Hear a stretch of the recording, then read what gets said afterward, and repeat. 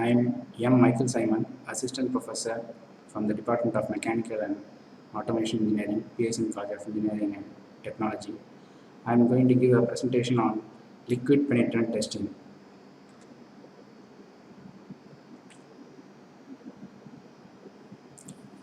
Introduction. So this module is intended to provide an introduction to the NDT method of penetrant testing. So penetrant testing is one of the non-destructive testing methods.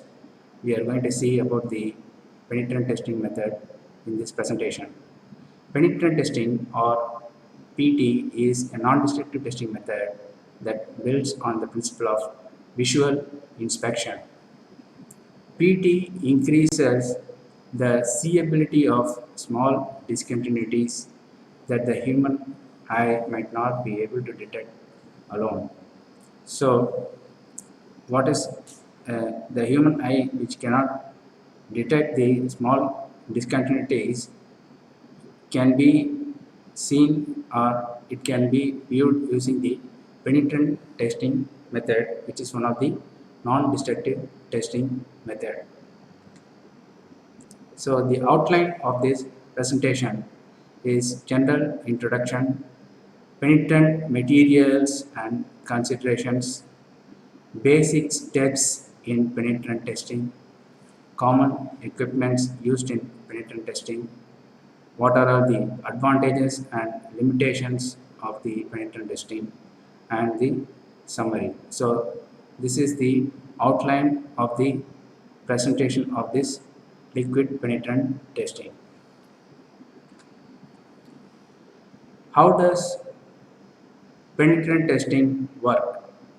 So in penetrant testing, a liquid with high surface wetting characteristics is applied to the surface of a component under test. So we are going to apply a high surface wetting characteristic liquid to the surface of the component under test. The penetrant penetrates into the surface breaking discontinuities via capillary action and other mechanisms.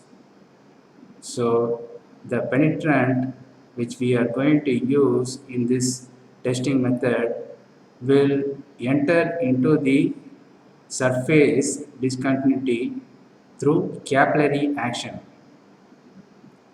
Excess penetrant is removed from the surface and a developer is applied to pull the trapped penetrant back to the surface. So we are going to use a developer to remove the excess penetrant which is trapped inside the discontinuity. And after that, with good inspection technique, visual indications of any discontinuities present become apparent.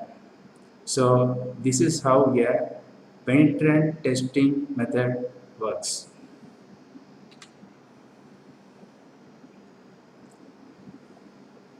So what is the actual mechanism by which the penetrant testing works? So every step of the penetrant process is done to promote capillary action. So capillary action is the main mechanism by which the penetrant enters into the discontinuity. This is a phenomenon of a liquid rising or climbing when confined to small openings due to surface wetting properties of the liquid. So because of the surface wetting property of the liquid climbs or the liquid rises to small openings. So this is the phenomenon of capillary action. So some of the examples of capillary action are plants and trees draw water up from the ground to their branches and leaves to supply their nourishment. So the plants and trees absorb the water from the ground and it goes to the leaves and branches through capillary action. This is one of the example. Other example is the human body, in which the body has miles of capillaries that carry life-sustaining blood to our entire body. So, by means of capillary action, the blood inside the body is being taken and it is circulated inside. So, this is also one of the example of capillary action. So, what are all the basic processes involved in penetrant testing? So, first step is cleaning and drying the component. Apply the penetrant. Second step, we have to apply the penetrant. Third step, we have to remove the excess penetrant. Fourth step, apply the developer. Fifth step is visual inspection. And last step is post clean component. So these are all the basic processes involved in penetrant testing. So what can be inspected via penetrant testing? So almost any material that has a relatively smooth, non-porous surface on which discontinuities or defects are suspected. So we can do the penetrant testing on materials which are non-porous, on which discontinuities or defects are suspected. So as we can see in the image, what cannot be inspected via penetrant testing? Components with rough surfaces such as the sand castings that trap and hold penetrant, and porous ceramics, wood and other fibrous materials, plastic parts that absorb or react with the penetrant materials, components with coatings that prevent penetrants from entering defects. So these are all the components which cannot be tested using penetrant testing method. So for example, porous ceramics, you cannot inspect using penetrant testing method. We cannot inspect wood and other fibrous materials. And similarly, we cannot do penetrant testing on plastic parts that absorb or react with penetrant materials. Okay, so and defect indications become less distinguishable as the background noise level increases. So as the background noise level increases, the defect indication becomes less distinguishable. As you can see in the image, we cannot be able to distinguish the defects if the background noise level increases.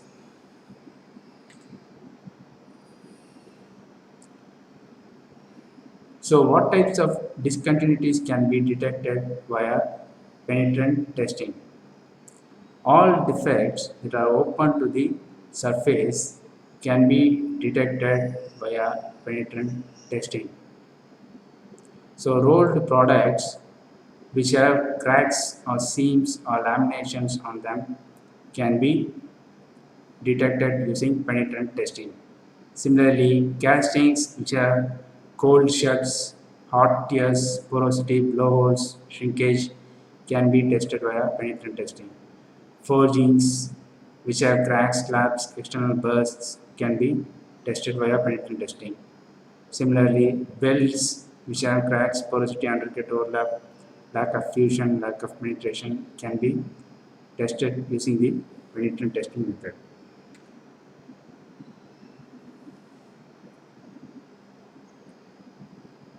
So in this slide, we will see what are all the types of penetrants and types of developers. So the penetrants are of two types. One is the fluorescent type and the other one is the visible penetrant.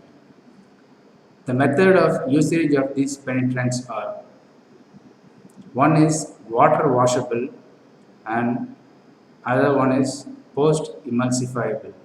So in this we use hydrophilic penetrants. Hydrophilic means which have attraction towards water. So these penetrants have attraction towards water. So after application, we can remove the penetrant easily. So that is what is known as hydrophilic. And the other method is solvent removable. So in this post emulsification method, this is a lipophilic method. So lipophilic means uh, the solvents which contain fats, oils, etc. So by these two method, we can able to remove the penetrant after the penetrant is enters into the discontinuities. So these are the two types of penetrants that we can use for the penetrant testing method. And the developer which we are going to use are of four types. One is the dry powder form, the other one is the wet water soluble, third one is the wet water suspendable, and fourth one is the wet non-aqueous. So these are all the four types of developers which we can use in the penetrant testing method.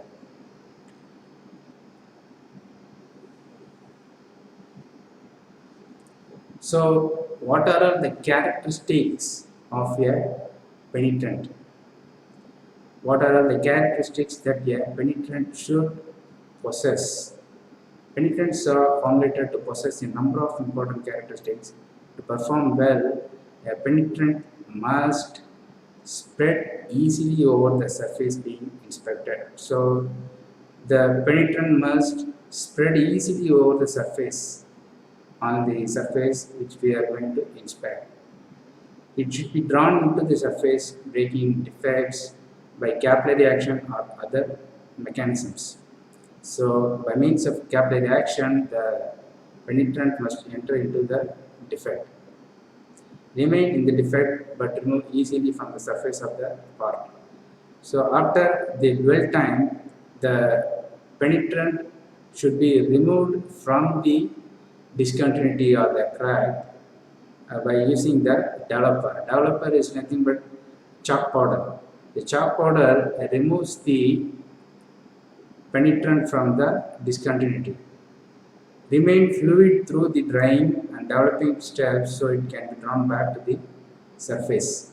So the penetrant should remain fluid and through the drying process and developing steps so it can be drawn back to the surface. Be highly visible or fluorescent brightly to produce easy to see indications. So the penetrant, the second type of penetrant, which is the fluorescent type, should be highly visible and should be bright, not be harmful to the inspector or to the material being tested. So it should not be harmful to the inspector. So these are all the characteristics that a penetrant material should possess. Sensitivity levels. So what are all the sensitivity levels that a penetrant should have? So the penetrants are also formulated to produce a variety of sensitivity levels. The penetrants have different sensitivity levels. The higher the sensitivity level, the smaller the defect that the penetrant system is capable of detecting. So if the sensitivity level is high, the penetrant can detect small cracks. It is capable of detecting small cracks. The 5 sensitivity levels are level 4 ultra high sensitivity, level 3 high sensitivity, level 2 medium sensitivity, and level 1 low sensitivity. As the sensitivity level increases, so does the number of non-relevant indications. So as the sensitivity level increases, the number of non-relevant indications also increase. So if the sensitivity is ultra high, then it can detect very small cracks, and therefore a penetrant needs to be selected that will find the defects of interest but not produce too many non-relevant indications. So pertaining to our component, we have to we have to select the penetrant accordingly, and we have to choose the penetrant according to its sensitivity.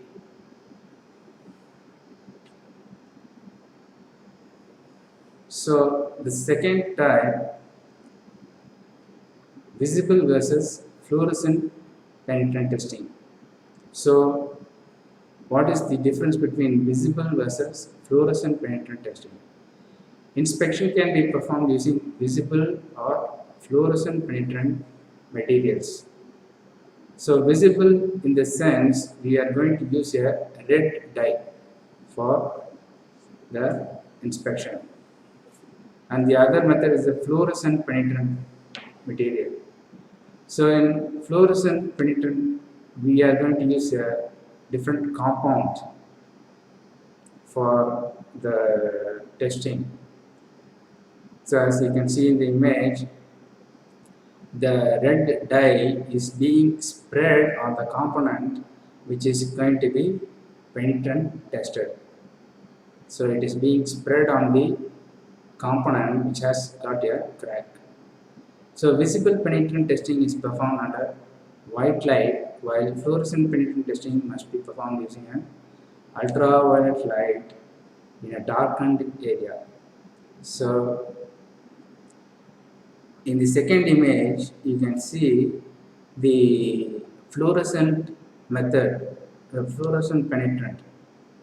So here we are not going to use the visible light, but we are going to use the ultraviolet light in a darkened area. So using this, we can easily find the discontinuity. So as you can see, it's in the green color. So green indicates green can be easily visible. So as you can see, the greenery. So plants and other things are green. So it is very easy to see because we have got high sensitivity for green color. So all in the level 1 sensitivity range. So it is in the level 1 sensitivity range. Fluorescent penetrant testing is more sensitive than visible penetrant testing because the eye is more sensitive to a bright indication on dark background. So for a dark background, the sensitivity is high. So the fluorescent penetrant testing is highly sensitive, and its sensitivity range is from 1 to 4. Next, we will see how to remove the penetrant. What are the methods by which the penetrant can be removed from the component? So penetrants are also classified by the method of removing the excess penetrant. The first one is solvent removable, second one is water washable, and the third one is post emulsifiable. Solvent removable. Solvent removable penetrants are removed by wiping with a cloth damped with solvent. So we are going to use a cloth which is dampened with solvent. They are supplied in aerosol cans for portability and are primarily used for spot checks. So as you can see in the image, it is supplied in aerosol cans. These solvents are supplied in aerosol cans. The next one is the water washable penetrant removal method. In water washable penetrants are removed with a coarse spray of water. So coarse spray of water is used to remove the penetrant. They are the easiest to employ and most cost effective when inspecting large areas. So large areas can be inspected using this water washable penetrant method. And the third one is the post emulsifiable penetrants. So post emulsifiable penetrants are water washable only after they have reacted with an emulsifier solution. So we are going to use a emulsifier solution in the third method of penetrant removal.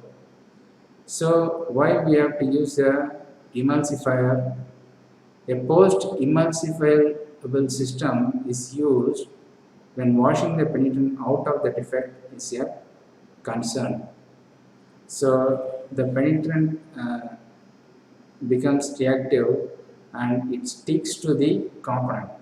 So in order to remove the penetrant, we have to use a emulsifier. So that is why in this method it is known as post-emulsifiable penetrant removal method. So after emulsification, using an emulsifier, we are removing the penetrant. So that is why it is known as post-emulsifiable penetrant removal method. And the emulsifier is given time to react with the penetrant on the surface, but not the penetrant trapped in the flaw. So the penetrant which is trapped in the flaw is not affected, but the penetrant which is on the surface is removed by the emulsifier. So that is why this method is very important and known as post emulsifiable method. Next, what are the developers that we are going to use in this penetrant testing method? The role of the developer is to pull the trapped penetrant out of the defects and to spread it out on the surface so that it can be seen. So the developer, for example chalk powder, is spread on the surface after applying the penetrant. So this penetrant will remove this developer chalk powder, for example, will remove the penetrant from the crack, from the discontinuity, and it will spread it on the surface of the component. Also, it provides a light background to increase contrast when visible penetrant is used. So in the case of visible penetrant, this developer provides a light background on the component surface. The developer materials are available in several different forms. So different forms of developer materials are dry powder, wet water suspendable, wet water soluble, wet non-aqueous. So dry powder is a mixture of light fluffy powder that clumps together where penetrant leaks back to the surface to produce very defined indications. So as I said previously, chalk powder is one of the example of a dry powder, and it is a mix of light fluffy powder, and it prevents the penetrant leaks back to the surface to produce very defined indications. So it absorbs the penetrant and it displays it on the surface of the component. Next one is the wet water suspendable.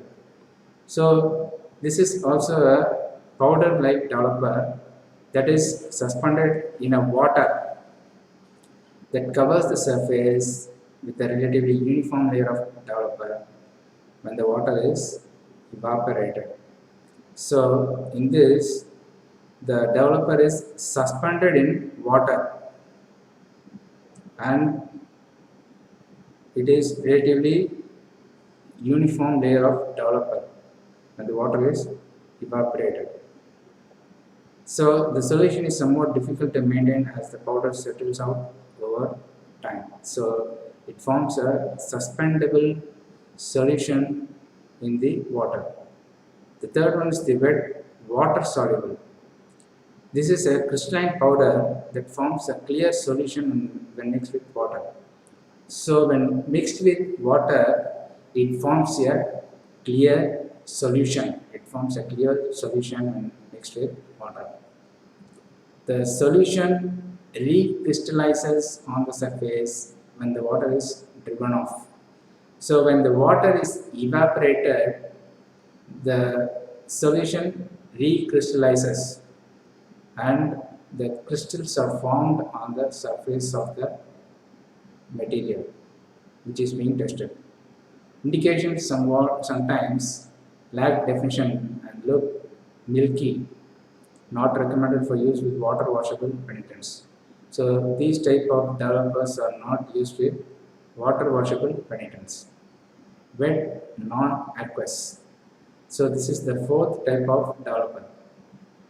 And this developer is supplied in a spray can and is the most sensitive developer for inspecting small areas. So small areas can be inspected using this non-aqueous developer. It is too costly and difficult to apply to large areas. So it is very costly.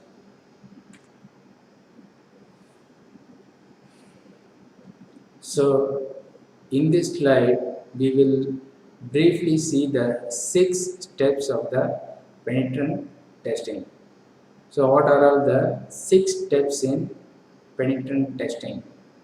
Pre-cleaning, first step is pre-cleaning, second step is penetrant application, third step is excess penetrant removal, fourth one is developer application, fifth one is inspect or evaluate, and sixth one is the post-clean.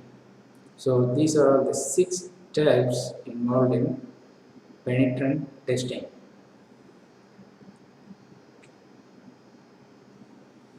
So the first step is pre-cleaning. In pre-cleaning, the parts must be free of dirt, rust, scale, oil, grease, etc. to perform a reliable inspection. So to perform a reliable inspection, the parts must be free of rusting or oil or grease or dirts. For example, dust may be deposited on the surface of the parts which has to be inspected. So if there is dust on the surface, the cracks will not be easily exposed to the penetrant and the penetrant may not get into the cracks. So the surface we have to get rid of the oil, grease, rust, scale, dirts from the surface of the component which we are testing. And the cleaning process must remove contaminants from the surface of the part and defects and must not plug any of the defects. So if there is any contaminants, it should be removed from the surface of the defects and must not plug any of the defects, and the contaminants must not cause any damage to the defects. So pre-cleaning is the most important step in the penetrant testing process. So pre-cleaning is the most important step in the penetrant testing process. Caution about metal smearing. Caution about metal smearing. Some machining, surface finishing and cleaning operations can cause a thin layer of metal to smear on the surface and prevent penetrant from entering any flaws that may be present. So after some machining process or surface finishing process, the surface of the material may be damaged. So that is known as metal smearing. That is known as metal smearing. So metal smearing causes the penetrant to enter into the flaws. It prevents the penetrant from entering into the flaws. So we have to avoid metal smearing, which is caused after machining or surface finishing. So in that case, we are going to use etching of the surface prior to inspection. So in those cases, to avoid metal smearing, we are going to use etching. The crack is closed at the surface due to metal smearing from a grid blasting operation. So you can see the images. So the image 1000x, 200x, 50x. So that indicates the magnification of the image that has been obtained from maybe from scanning electron microscopy. So the microscopic image that is obtained. So 100,000x indicates the magnification range, 200x, 50x, and the crack is closed at the surface due to metal smearing. So you can see the crack is closed, it's not visible, so the penetrant cannot enter the crack because of metal smearing. So we have to use etching solution to avoid metal smearing. So the images in the right side shows before sanding, after sanding, and after etching. So before sanding, you can see the image. After sanding, you can see the image, and after etching. So there is difference in the surface of the components. So after the surface finishing process, you can see the difference.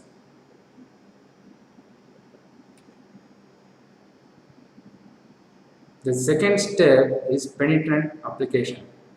So we have to apply the penetrant after pre-cleaning. After pre-cleaning, we have to apply the penetrant. So there are many methods of the application. So brushing, spraying, dipping or immersing, flow on. So these are all the different methods of penetrant application. So in the first image, you can see the brushing. The defect is being brushed using a brush. The second image, you can see the spraying of the penetrant. The penetrant is being sprayed from a can on the component. And in the third image, fourth image, you can see dipping or immersing. Okay, so these are all the methods by which we can apply the penetrant on the defects. Dwell time. The penetrant solution must be allowed to dwell on the surface of the part to allow the penetrant time to fill any defects present. So after applying the penetrant should be allowed to enter into the cracks. So that is known as dwell time. The cracks, the penetrant has to enter into the cracks.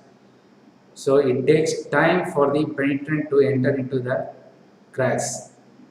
So all of a sudden it will not enter into the cracks.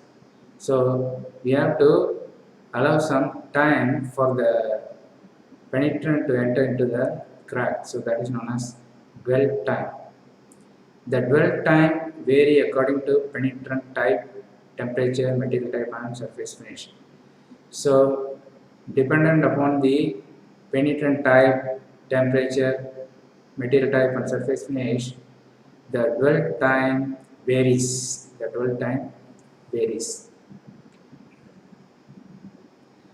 The third step is excess penetrant removal. The excess penetrant which we have applied on the surface has to be removed. The excess penetrant has to be removed from the surface. So this is the third step. The removal technique depends upon the type of penetrant used as stated earlier.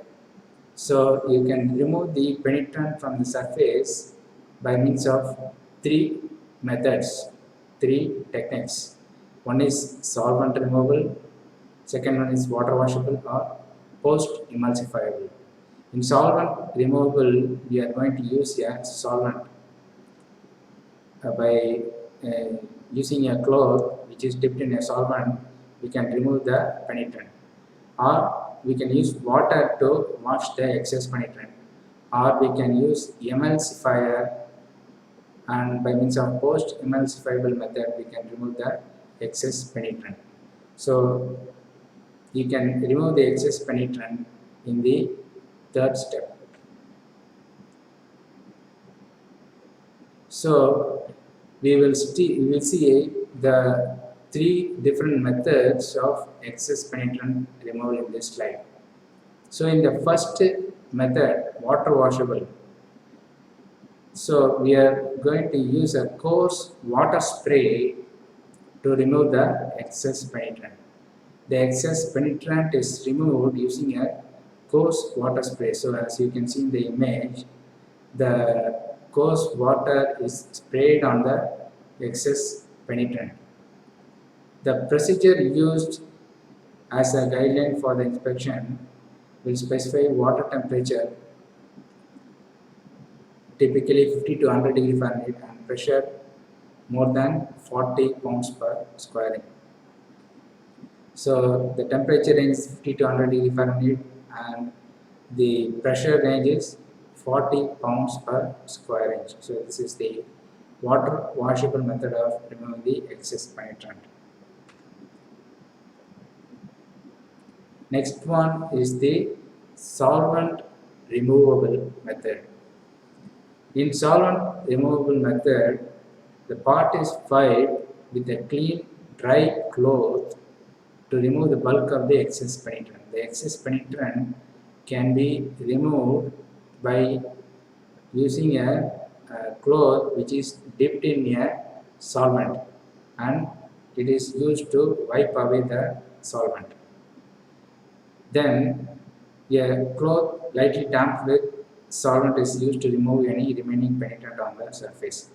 So in the first image, the solvent is sprayed on a cloth, and that cloth is used on the floor which is exposed to the penetrant, and the penetrant is wiped away using the cloth.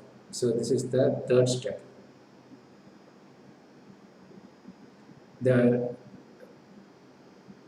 So solvent removal method continued. Anytime a solvent is used in the penetrant inspection process, a suitable flash time is required to allow excess solvent to evaporate. So the excess solvent has to be evaporated. For that we have to allow some time for the solvent to evaporate.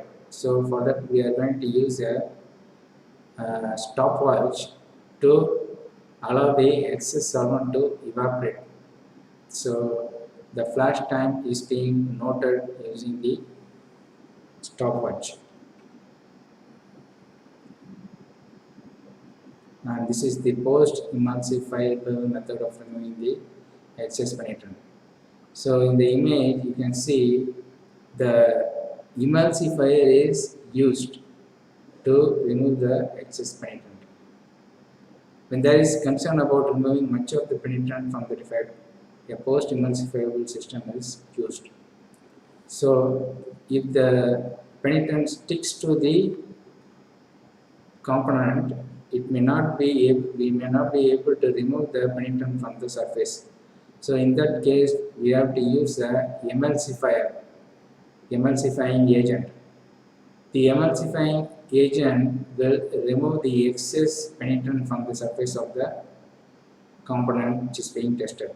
So that is why it is known as post emulsification, or emulsifier is added after the application of the penetrant.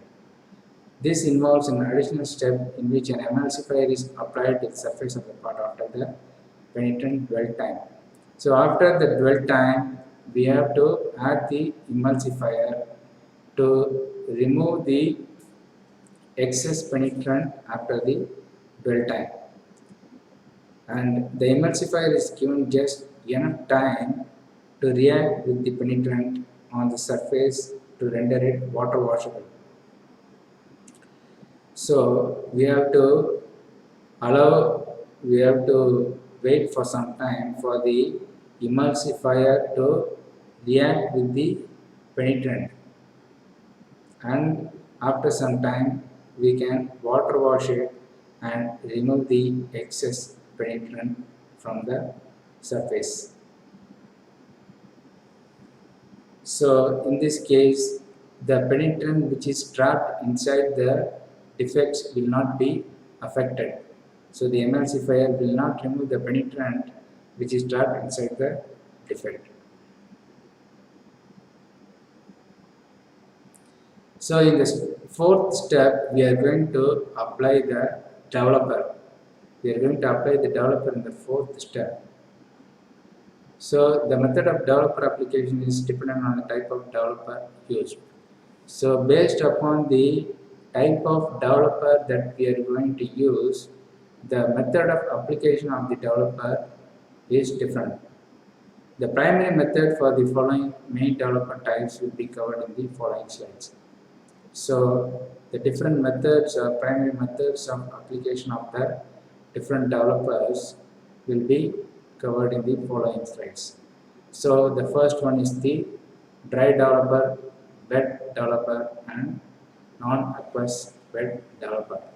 So these are all the developer types.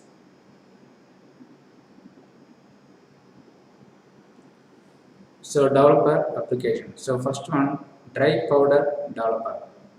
How the dry powder developer is applied into the component. So before applying a dry powder developer, the component must be thoroughly dried. The component should not be wet. It should be completely dry before applying the powder. Drying is usually accomplished in a hot air circulating oven.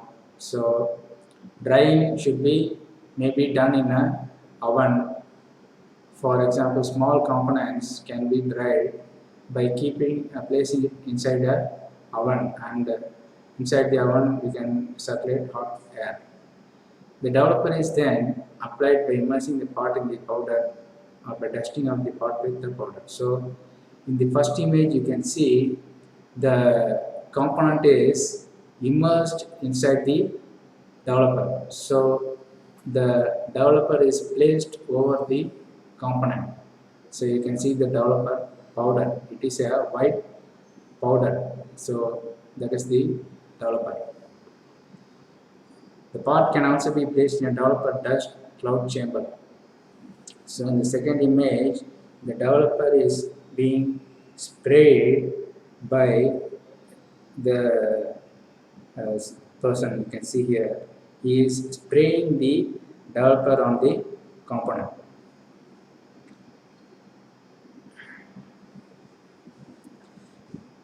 Next one, so the previous slide we have seen the dry developer. In this slide we will see the wet developer.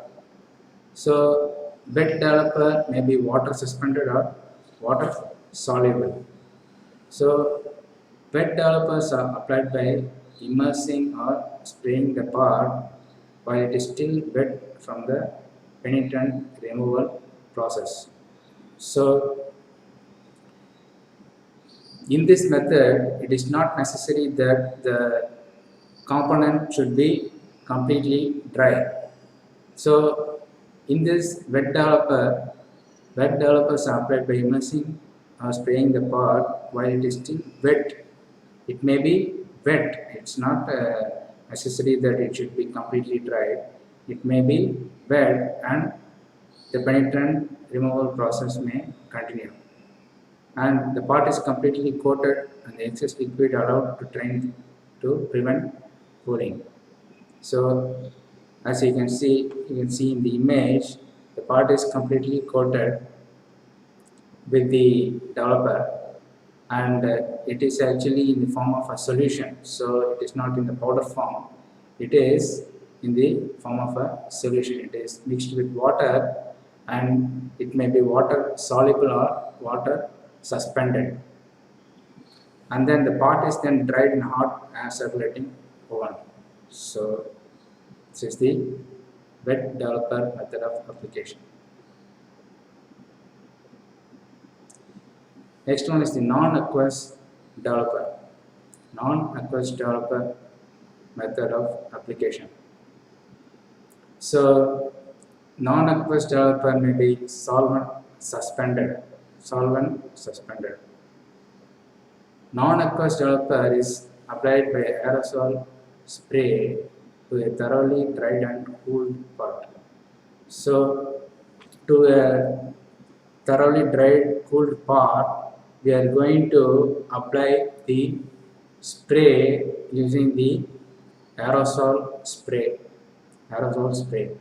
So you can see in the image the developer is sprayed on the part which is being inspected. So the non-aqueous developer is sprayed by means of an aerosol spray. Aerosol spray is used to spray on the non-aqueous, on the component being tested. So it is non-aqueous developer. Non-aqueous means it is devoid of water. Aqueous means it does not contain any water. That's what is the meaning of non-aqueous developer. A thin, even coating should be applied. So, a thin coating of the non-aqueous developer is applied on the surface of the part being which is inspected. The coating should be white but still slightly transparent when performing a visible dye penetrant inspection. So, the color of the non-aqueous developer, as you can see, it is in white color. So, it is transparent and it is visible to the naked eye, and it is thinner when performing a fluorescent penetrant inspection. So it is even thinner when we perform fluorescent penetration inspection. Fifth step is the inspection or evaluation. The fifth step, we are going to inspect the component. In this step, the inspector evaluates the penetrant indications against specified criteria. So whether we have to accept the test specimen which is being inspected, or whether we have to reject the test specimen which is being inspected, is evaluated in this fifth step and attempts to determine the origin of the indication. So we can determine the origin of the indication of the cracks that is found on the part which is being tested. So the first image shows the non-relevant weld geometry indications. So the first image shows the welded component which is being tested using the penetrant testing method. It shows the non-relevant weld geometry. So the weld geometry is shown in the first image, and the indications are judged to be either relevant or non-relevant or false. So we have to properly evaluate or judge what is being tested. So the testing can be done in many ways, but it has to be properly evaluated. So we have to evaluate whether there is any crack or relevant crack indications. So the second image shows the relevant crack indications from an abusive drilling process. So we have to we can see the crack that is obtained after the drilling process. So the relevant crack indications it can be seen in the image. So you can see the cracks. The green color indicates the cracks which are formed after drilling. So after the penetrant testing method, we can able to see the green cracks in the test specimen after drilling. So in this step, we are going to evaluate or inspect the uh, mm, penetrant test. And a very important consideration in the evaluation step is we have to document the inspection. We have to prepare a report of what we have inspected. We have to create a record of what is being inspected. We have to make a note of what we have inspected. We have to create a record. This may be supported with drawings or photos of indications, etc. So we may add drawings, we may use photos, or we may use indications for the recording of the inspection. The sixth step, we follow the post-clean method. So similar to post-emulsification, in this step is known as post-clean step. So this is the final step in the inspection of the component of the test specimen. So in this final step, the process is to thoroughly clean the part that has been tested to remove all penetrant processing materials. So we have to thoroughly clean the part and we have to remove all the penetrants that are deposited on the material. The residual materials could possibly affect the performance of the part or affect its visual appeal. So the visual appeal of the part may be affected or the performance of the part may be affected if we are not cleaning the excess penetrant or the developer that is deposited on the material. So we have to clean it thoroughly, otherwise it will affect the performance of the appeal of the material. So the different penetrant inspection systems or penetrant systems can be either portable or stationary. So there are two types of inspection systems. One is the portable penetrant system and the other one is stationary penetrant system. In the portable penetrant system, the penetrant system is portable. We can move it, we can carry it anywhere. And stationary penetrant system, it is stationary, it is not mobile, it is not carryable. So portable penetrant system can be used for inspecting small sized components, while stationary penetrant system can be used for inspecting large sized components. Verification of penetrant system performance. So we can use verification system for the performance of the penetrant. The penetrant performance can be verified using verification system. In the penetrant testing process, it involves multiple processing steps. Multiple processing steps are involved in penetrant testing. So the performance of the materials and processors should be routinely checked using performance verification tools. We are going to use different performance verification tools to verify the performance of the penetrant system. So as we have seen in the previous slide,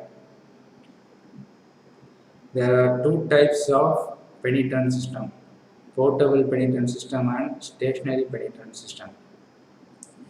The performance of these two types of systems can be verified using different tools, using verification performance tools.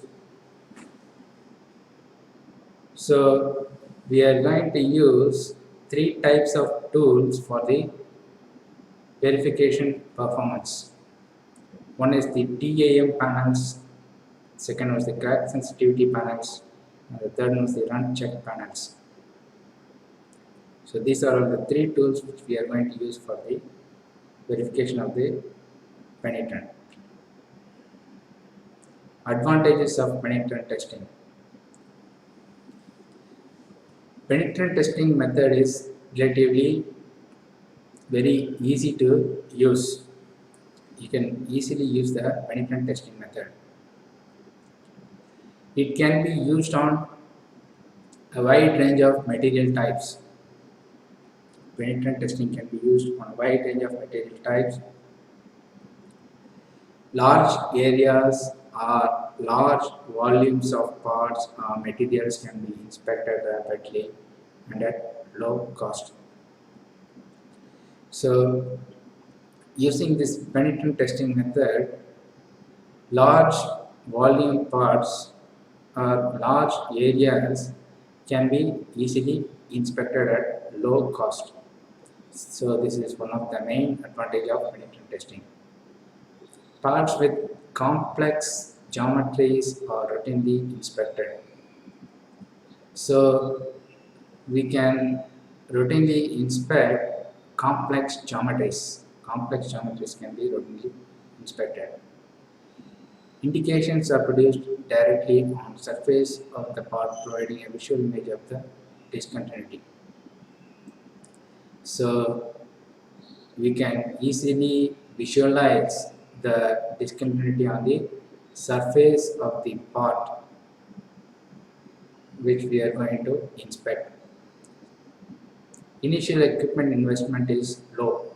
So the initial investment for the equipment is low in penetrant testing method. Aerosol spray cans can make equipment very portable. So the penetrant testing method is easily portable. We can use aerosol spray cans and we can uh, easily transport the penetrant testing equipments. So it is easily portable. Limitations of penetrant testing.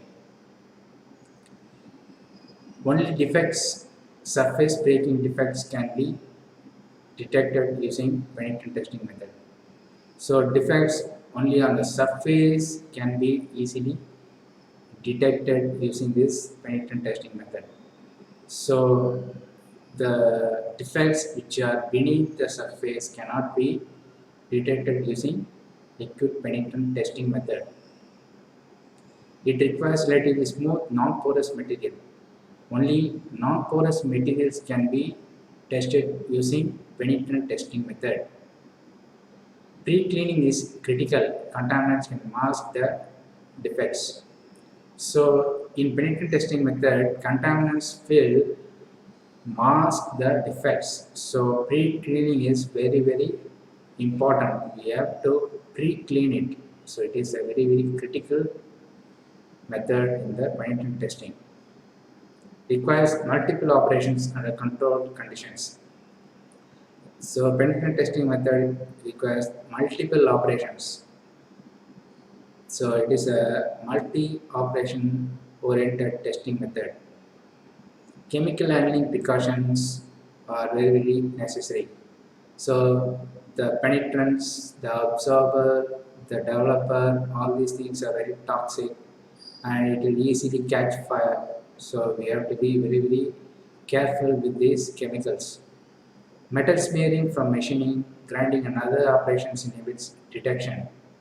So because of the machining process, surface finishing process, grinding process, metal smearing of the surface takes place. So it inhibits the detection of the cracks. So the materials may need to be etched prior to inspection. So etching of the material has to be performed in order to before performing the inspection. So this is one of the major limitations of the penetrant testing. Post cleaning is necessary to remove chemicals. So to remove the chemicals, post cleaning is very necessary.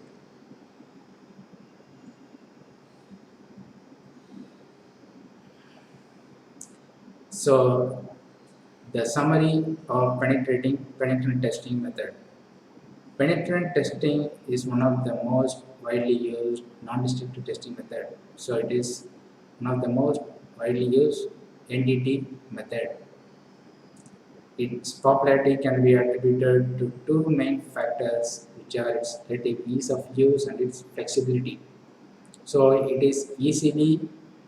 can be used relatively easily, and this method is very flexible. It can be used anywhere. It is portable and it can be used anywhere, so it is very flexible.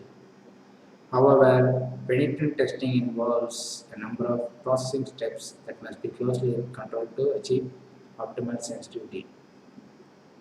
So the penetrant testing involves number of processing steps and it must be closely monitored and controlled. So in order to achieve the optimal sensitivity, it must be controlled and monitored and it must be executed properly to carry out the penetrant testing.